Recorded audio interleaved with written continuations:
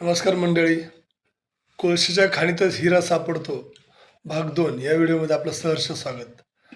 तर मित्रांनो, कालच्या भागात मी सांगत होतो की आपण सर्वांनी जत्रा पिक्चर पाहिला आणि त्या जत्रा पिक्चरमध्ये सुरुवातीला एक प्रथा दाखवलेली असती.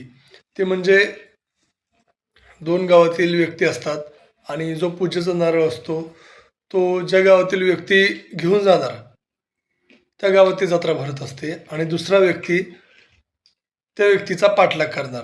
जर त्याने त्याच्या गावाची वेस ओलांडेपर्यंत पाठलाग केला तर तो त्याला तलवारीने मारणार आणि तो पूजेचा नारळ आपल्याकडेच ठेवणार आणि जत्रा त्याच्याच गावात भरणार.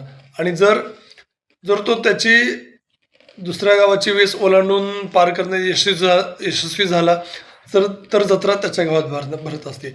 अशा संदर्भावर तो पिक्चर आहे आणि त्या पिक्चरमधून दोन सुपरस्टार झाले, एक भरत जाधव आणि एक सिद्धार्थ जाधव. तर मित्रांनो, तो पिक्चरच या फकीरा नावाच्या कादंबरीमधील प्रकरण जे पहिले त्याच्यावर आहे. म्हणजे विचार करा, या कादंबरीमधील प्रकरण फक्त एक वर अख्खा पिक्चर निघतो. तर विचार करा, ही कादंबरी किती जीव तोडून लिहिलेली असेल, किती ताकदीने लिहिलेली असेल, किती जीव ओतून लिहिलेली असेल. अशी महान कादंबरी मला त्या स्क्रॅपमधल्या रद्दीच्या ह्याच्यात भेटली आणि ज्याने सेल केली त्याला हे कादंबरीची व्हॅल्यू नव्हती. ही मौल्यवान हिरासारखी कादंबरी ह्या वाचन वेळेला सापडली. म्हणूनच मी सुरुवातीला म्हटलं की हिरा हा कोळशाच्या खाणीतच सापडतो. अशी मौल्यवान कादंबरी मला सापडली. खूप छान कादंबरी आहे, तुम्ही सर्वांनी वाचा. अक्षरशः म्हणजे आजूबाजूला सर्व घडते.